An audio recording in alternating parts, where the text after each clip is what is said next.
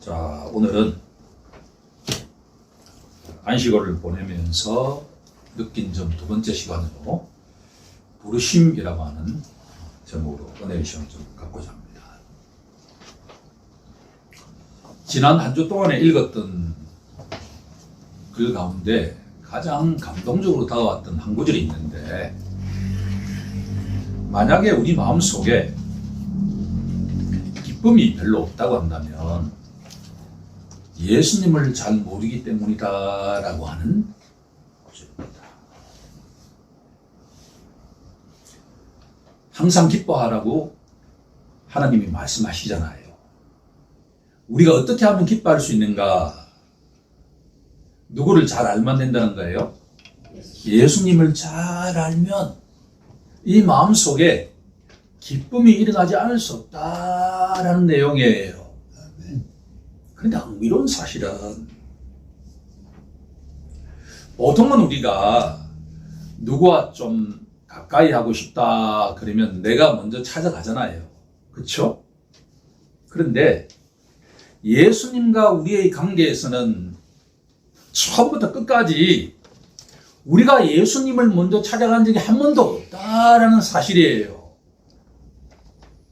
오늘 본문에 보면 레위라고 하는 한 젊은이가 알페오의 아들이다라고 마가복음은 증언하고 있죠. 알고 보니까 마태예요. 히브리식 이름은 레이고 헬라식 이름은 마태겠죠. 예수님을 만나기 전에, 예수님의 부르심을 받기 이전에 사울이었던 사람이 나중에 바울이 되었던 것처럼, 원래는 레이라고 하는 한 젊은 세리예요. 가버나움이라고 하는 이 지역에는 동서가 통관되는 것과 같은 지역이기 때문에 통행세를 받게 되어 있어요. 당시에는 어떻게 세금을 매기냐 그러면, 로마 당국이 예루살렘의 고관에게 세금을 책정을 해요. 이 정도의 세금을 내시오. 그러면 이 예루살렘의 고관이 세금 징수인을 임명을 해요. 그 사람에게 직접세, 인두세와 토지세는 이 정도, 통관세, 통행세는 이 정도를 내라라고 정해주죠. 그런데 레위와 같은 이 세금 징수인은 거기에 플러스 해가지고 착취하는 구조였단 말이에요. 어느 미술관인지 또 제가 기억이 나지 않는데, 어떤 미술관에 가서 그림을 보았는데 바로 예수님이 마태를 부르시는 내용이에요. 그림이 어떻게 되어 있냐 그러면, 젊으신 예수님이 누군가에게 손가락으로 딱 가리킵니다. 나머지 그림에 등장하는 모든 사람들이 좀 딱한 모습으로 이 친구를 말합니까? 라고 해요. 이 친구는 절대 아니죠. 그런 의미죠. 그런데 가장 중앙에 있는 젊은이는 뭘 하고 있는가? 돈을 계산하고 있어요. 레이라고 하는 이 마태는 돈밖에 모르는 사람이에요. 왜? 정해진 할당목을 채우지 못하면 자기 월급이 깎이게 돼 있어. 그런데 추가로 받으면 다 그게 뭐가 돼요? 자기 재물이 되죠. 그래서 레이 같은 이 세금 징수인은 어떻게 하면 더 세금을 더 매길까에게 해란이 되어 있는 사람이에요. 그래서 어떤 집의 토지가 무엇인지, 어떤 집에 어디에 가면 돈이 있는지를 정확하게 알고 있는 사람이에요. 그러니까 당시에 예루살렘에 있는 사람들이 이 레위를 어떻게 볼까요? 민족의 반역자, 로마 권력에 업혀서 자신들을 피를 빨아먹는 존재, 그렇게 생각했다는 것이죠. 그런데 이 본문을 보게 되면 27절에 보면 마태가 어떻게 했다고 되어 있죠? 28절에 그가 모든 것을 버리고, 문자적으로 읽으면 어떻게 되어 있죠, 이게? 마태가 이 직업을 어떻게 했다는 거예요? 그만두었다라는 걸로 되잖아요. 그리고 어떻게 되어 있죠? 일어나서 예수님을 따랐다.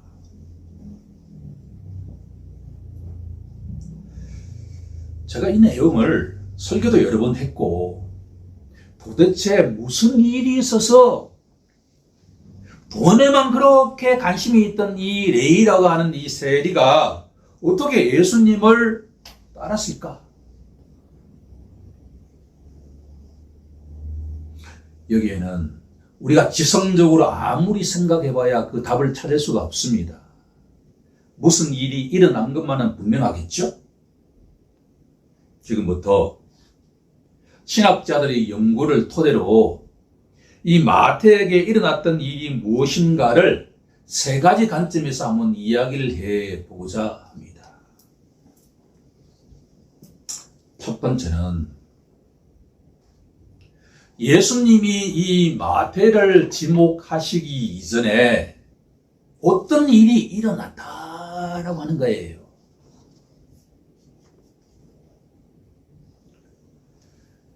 요한복음 3장으로 한번 가보겠습니다.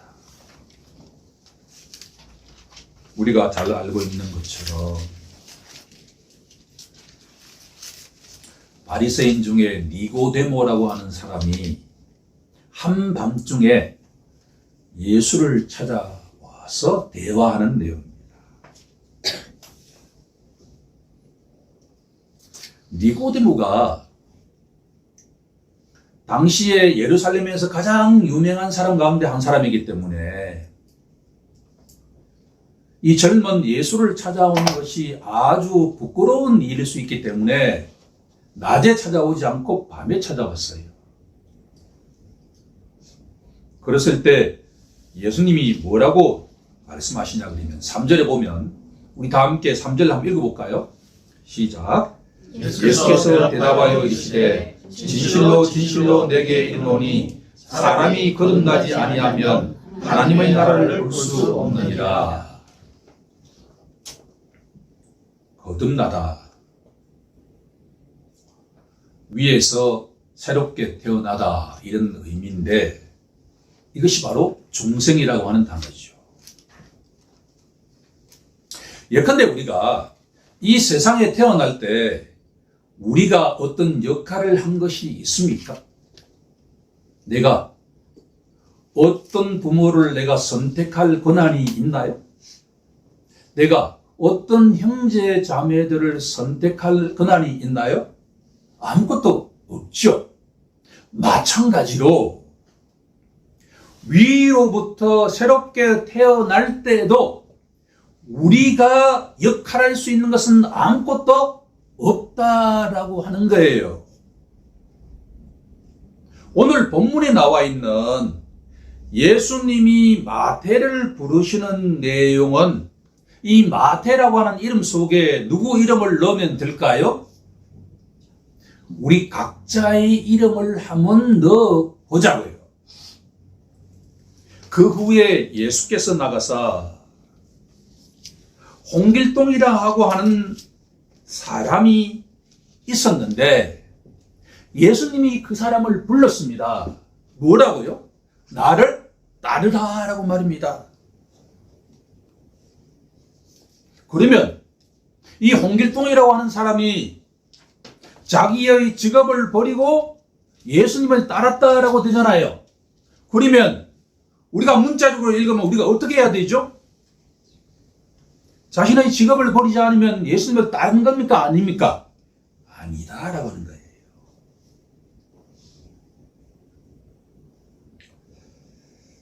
금주에 제가 좋아하는 우리 제자 목사님하고 같이 식사를 하는데 이런저런 이야기를 하다가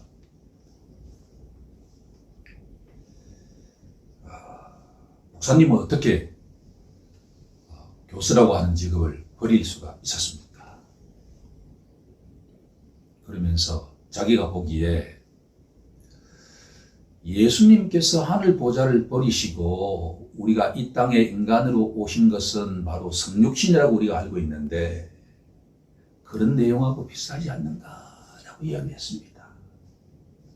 그런데 제가 뭐라고 했냐 그러면 오늘 이 본문을 이야기하면서 만약에 마태처럼 자신의 직업을 버리지 않으면 예수님의 부르심을 따르지 않는 것인가? 라고 질문한다면 그렇지가 않죠. 요 이야기의 정답은 조금 이따 이야기하도록 하고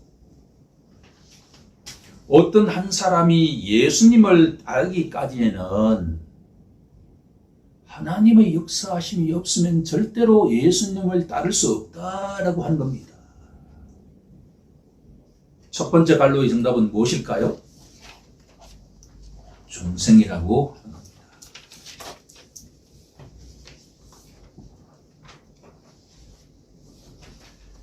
중생이라고 하는 것은 뭐냐 그러면 거듭나는 것이다. 이것을 달리 말한다 그러면 하나님께서 우리 속에 새로운 생명을 창조하는 것이다 라는 이야기예요. 마태는 분명하게 살아있죠. 열심히 살아있습니다. 세리로서는 마태만큼 유능한 사람이 없었어요. 그런데 우리가 말이에요. 코마 상태에 빠져있는 환자들에게 닥터가 하는 행동이 있죠. 불빛을 가지고 이렇게 하잖아요. 그렇죠? 따라오면 뭐라고 진단하죠? 살아있다라고 진단하죠. 그렇죠? 마태는 그 이전에 불빛이 왔다 갔다 해도 반응을 했다는 거예요? 안 했다는 거예요? 하지 않았다.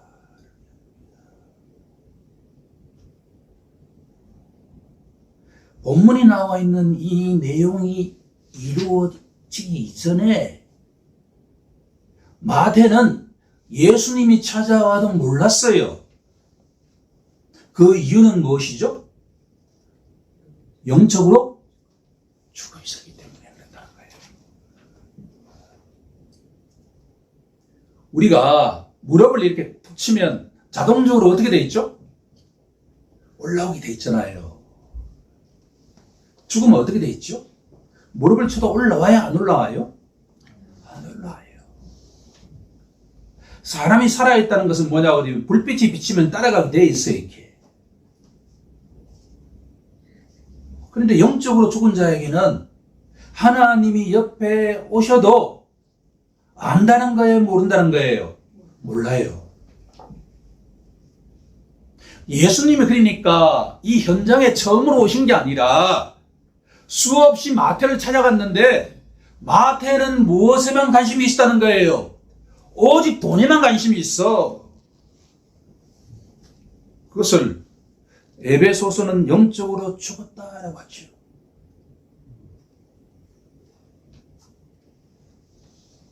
우리가 예수님이 나를 찾아오셨을 때 내가 그 예수님께 반응한다. 지갑을 버리든 어떻게 하든 반응한다는 이야기는 내가 어떻게 돼 있다는 거예요? 영적으로 살아있다라고 하는 이야기예요.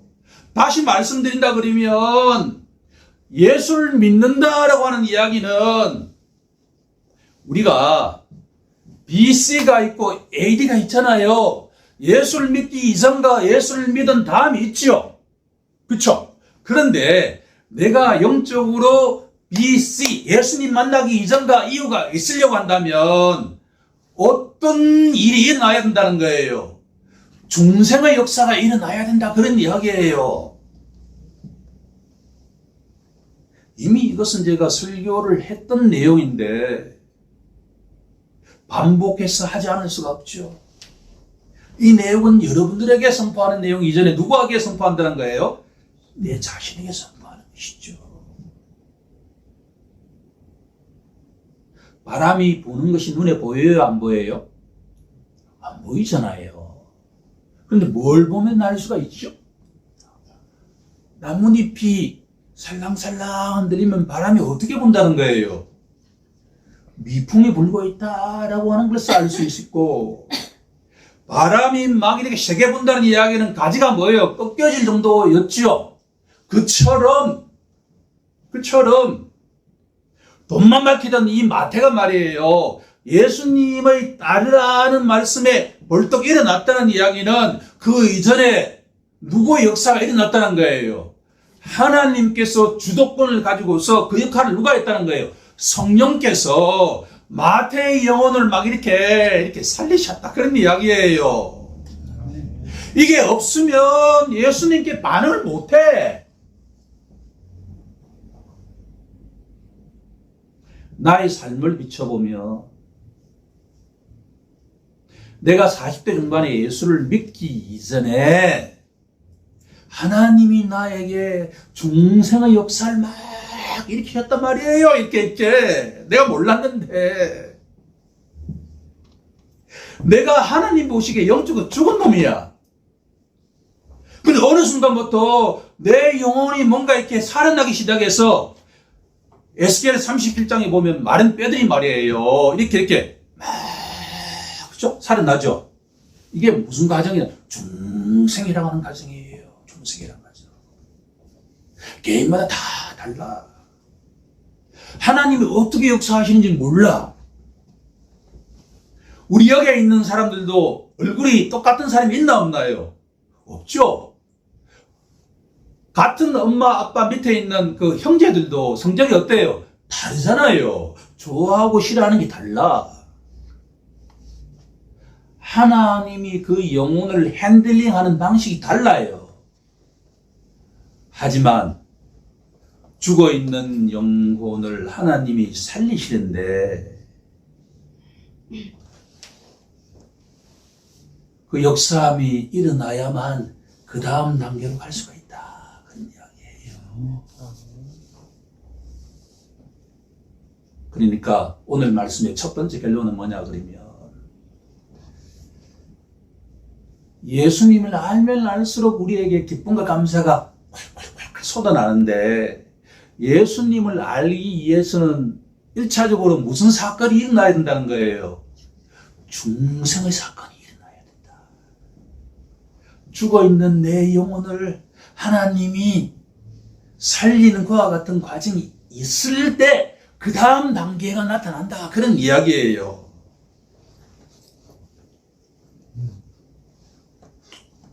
두 번째,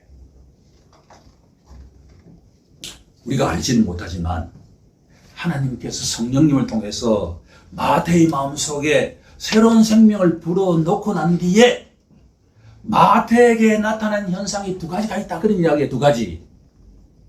요거는 인간의 반응이에요.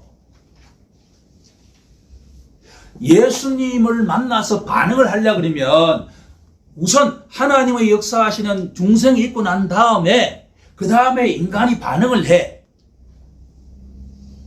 첫 번째 반응이 뭐냐라고 하는 거예요. 첫 번째 반응이 바로 죄에 대해서 민감해진다 그런 이야기예요.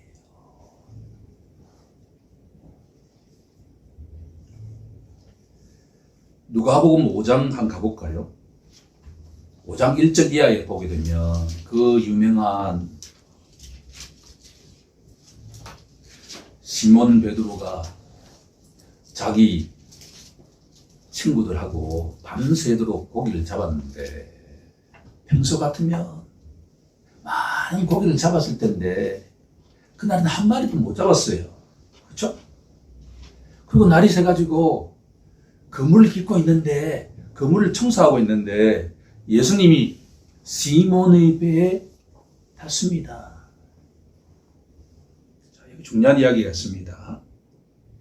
시몬은 모든 것을 버리고 예수님을 따랐는데 시몬은 배를 가지고 있었어요.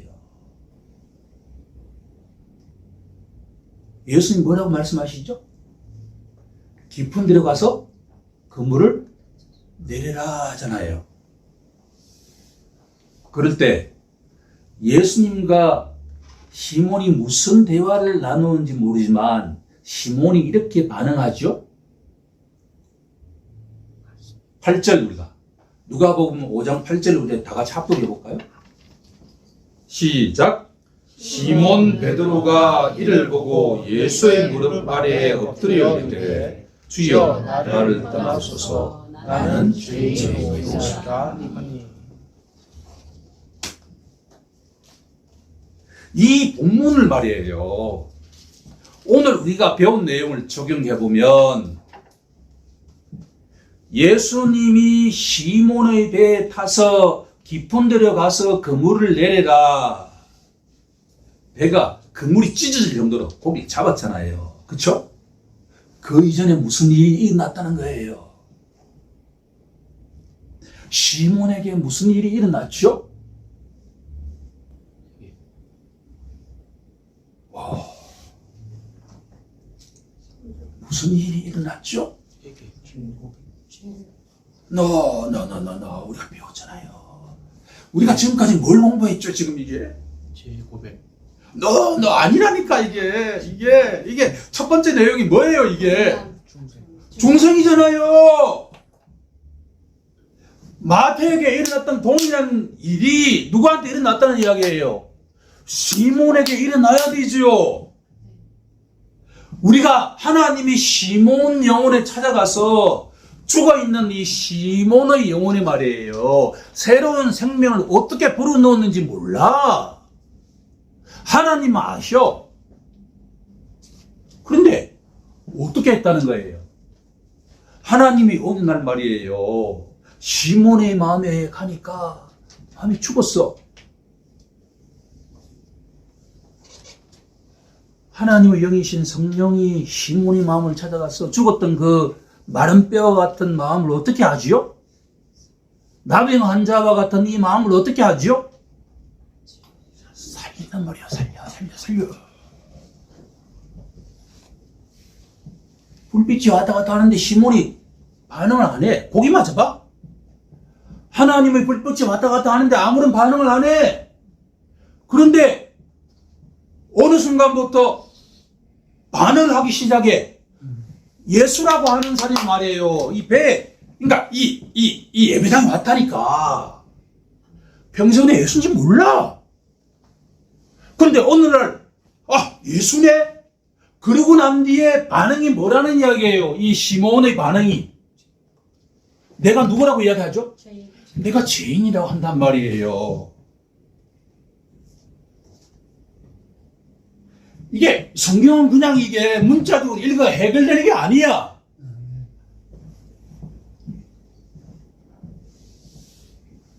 이게 말이에요. 한 영혼이 예수라고 하는 인격자 앞에 나아가가지고 예수를 만나니까 죄가 막 떠올라.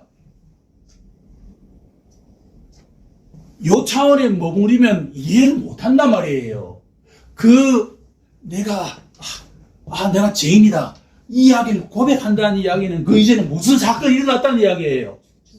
중생의 사건이 일어났다는 이야기야. 중생이 없는 자, 중생하지 않은 자는 절대로 내가 죄인이라고 고백할 수 있어? 없어? 없어요. 저 사람은 한 번도 죄를 고백한 적이 없어. 그거는 뒤집어 말하면 그 사람이 뭐라는 이야기지요?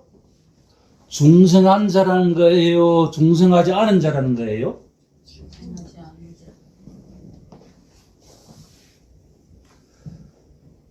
주님이 사랑하시는 성도 여러분,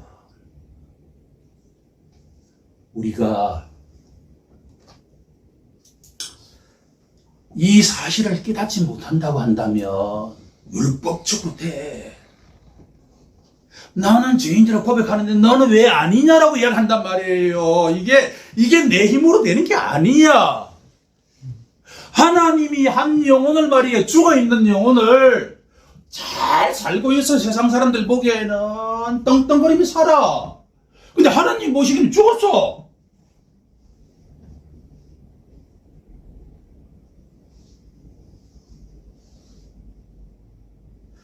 본문에 나와 있는 시몬이 예수님께 주여 내가 죄인입니다 라고 할 때 펑펑 울지 않았을까요? 그랬겠죠. 그렇죠. 이게 말이야 우리가 이 교회에 와가지고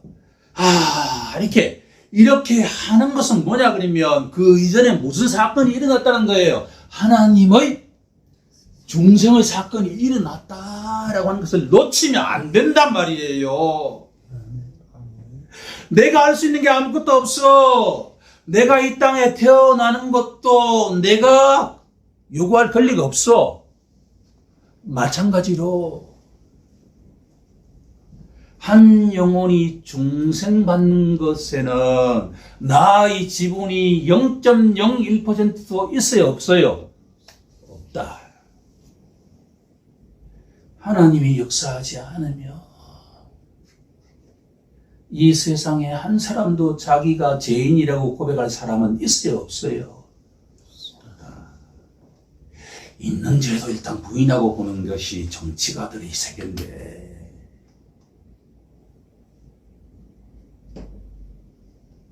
울며 짜면서 이렇게 내가 죄인이라고 고백하면 세상에 강한 자예요, 약한 자예요. 저렇게 어떻게 살아? 이렇게 되잖아요. 세상 사람들 눈에는. 그런데 하나님의 역사하심이 있게 되면 그것은 중요하지 않아. 세상 사람이 어떻게 보는 거 하는 거 중요하지 않단 말이에요. 세상에 있는 건 다 지나가는 거예요. 아무리 우리가 여행을 통해 가지고 좋은 곳을 다 봐도 이 지점을 놓치면 아무것도 아니에요. 두 번째 갈로의 정답은 뭘까요? 회개죠.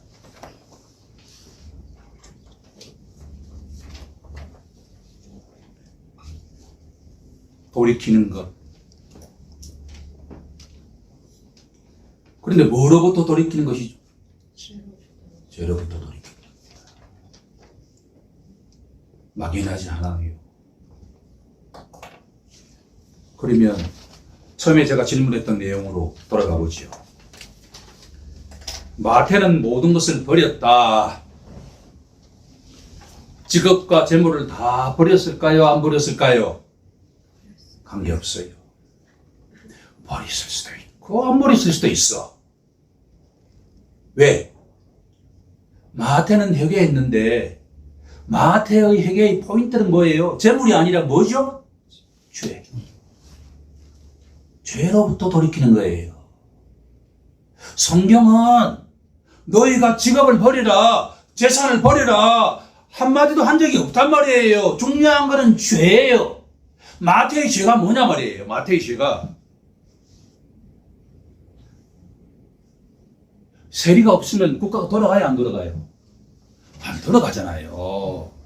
우리 방북 빌딩에 청소하는 사람이 없으면 이게 깨끗하게 유지될까요? 안 되잖아요. 누군가는 청소를 해야 되고 누군가는 뭐예요?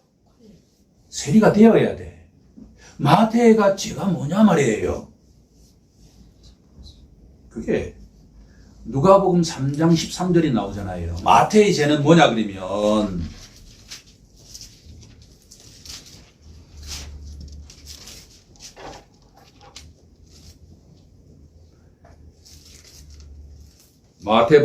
누가복음 3장 13절에 보게 되면 이르되 부가된 것 외에는 어떻게 하라?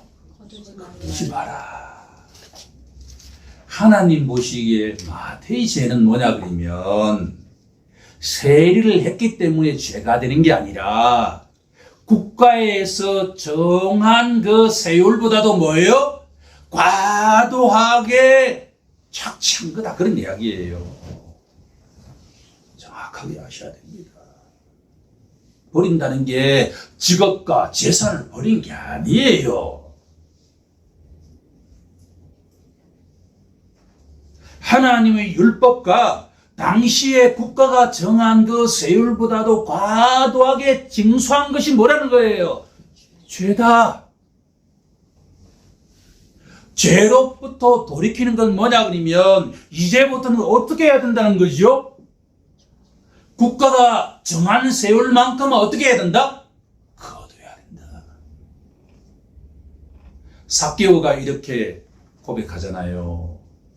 제가 과도하게 받은 것이 있다고 한다면 내가 몇 배로 돌려주겠습니다 라는 말씀이 그 말씀이다 라고 하는 거예요. 오해하면 안 돼요. 물론 너무나 하나님의 은혜가 너무나 감격스러워서 이제부터는 내가 나의 모든 것을 포기하고다 수도사가 되겠습니다 라고 결정할 수는 있지만 모든 사람들이 다 수도사가 되면 이 세상이 굴러갈까요? 안 굴러갈까요? 안 굴러가잖아요.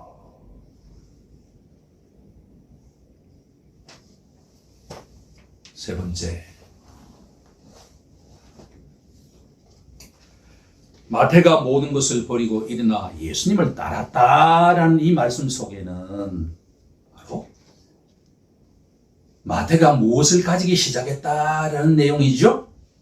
믿음을 가지기 시작했다. 믿음입니다. 믿음. 세 번째 갈로의 정답은 믿음이다.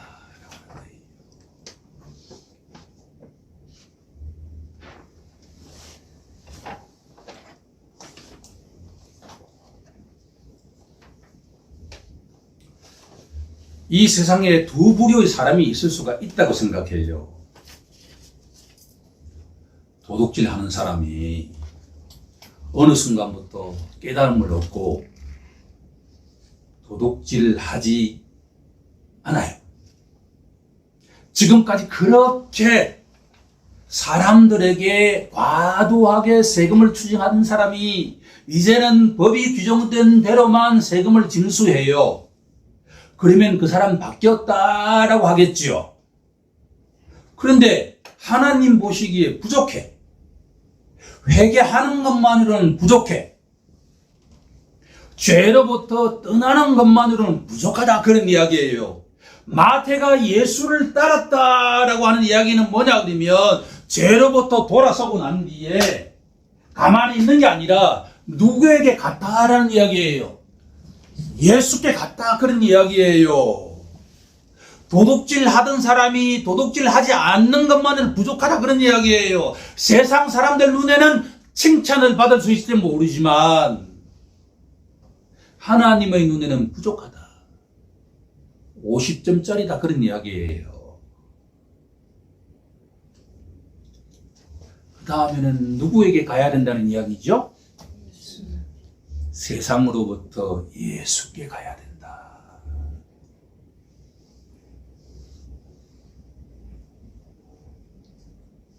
죄로부터 돌아서고 난 뒤에 누구에게 나아가는 게 믿음이라고요?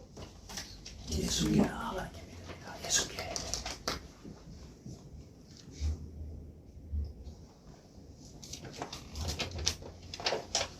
이게 예수 믿는 신자에게 일어나는 일이다 라고 한 것이란 말이에요. 마태에게 일어났던 일이 동일하게 누구에게 일어나야 된다는 이야기예요? 우리 각자에게 일어났다 그런 이야기예요. 이 성경 말씀에 비추어서 나의 삶을 신앙을 점검해 보아야 할 거 아니에요. 오케이, 믿습니다. 은혜죠. 하지만 제대로 알고 믿어야 될 거 아니에요. 자, 그러면 우리가 에베소서 2장 8절에 가면 믿음은 뭐라고 이야기하죠? 하나님의 은혜다라고 하잖아요. 그렇죠? 그런데 하나님의 은혜다라고 하는 것을 오늘 본문 속에 갖고 오면 뭐라는 이야기예요? 왜 하나님의 은혜지요? 첫 번째는 무슨 사건이 일어나야 하기 때문이죠? 중생.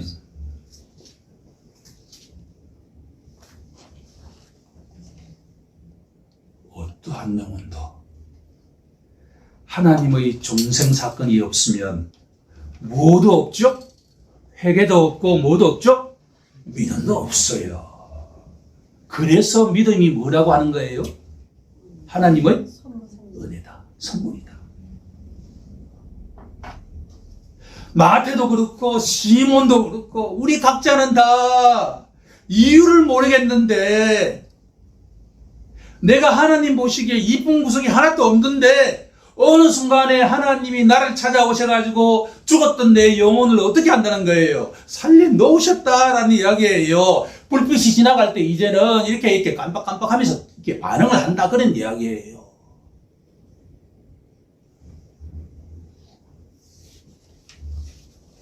그리고 죄에 대해서 이제 민감해지잖아요. 사람은 말이에요. 죄가 우리가 지금 배우고 있는 것처럼 영혼의 질병, 나병 환자와 같은 존재이기 때문에 죄로부터 깨끗해질 수가 없어요. 실존적으로. 하지만 십자가 보혈은 그 죄를 어떻게 하고도 남아요? 덮고도 남는다. 그런 이야기예요. 우리가 아무리 죄가 넘쳐도 예수의 십자가 보혈은 그 죄를 덮고도 남는단 말이에요. 우리가 믿는 거는 뭐죠?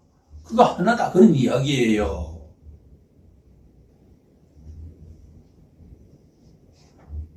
우리가 다가오는 한 주 동안 살아갈 수 있는 힘과 용기는 바로 죄가 아무리 우리를 유혹해도 무엇이 그 죄를 덮고도 남죠?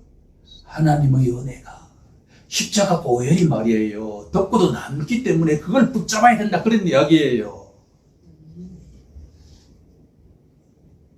마태는 제가 보기에 이것을 알았어요. 마태는 자기가 예수님을 따르게 된 배후에는 바로 눈에 보이지 않지만 무슨 사건이 일어났다는 것을 깨달았다는 이야기죠. 중생의 사건이 일어났다는 걸 분명하게 깨달았다는 거예요. 언제 깨달은지 몰라.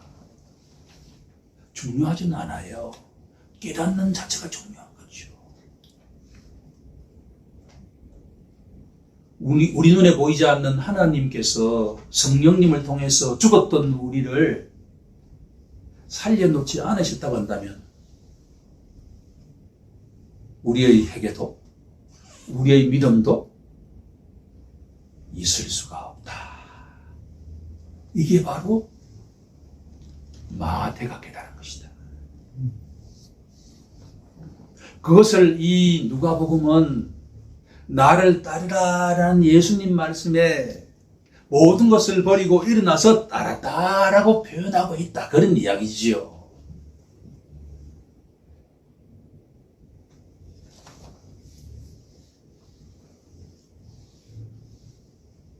이 세 가지 사건이 일어나고 나면 이제 일어나는 사건이 뭐냐 그러면 우리가 그렇게도 잘 알고 있는 징의라고 하는 게 등장하기 시작합니다.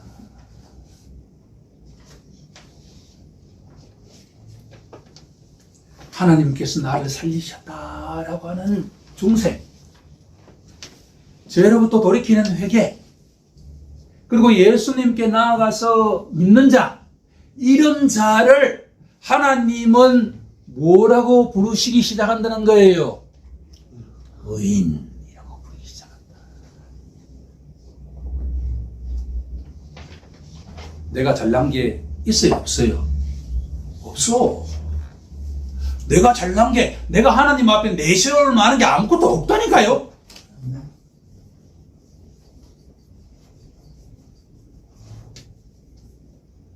시편 1편은 이렇게 고백하잖아요. 성경 말씀은 너무나 깊고 넓어서 무릇 의인들의 길은 여호와께서 인정하시나 악인들의 길은 뭐라고 되어 있죠? 망한다.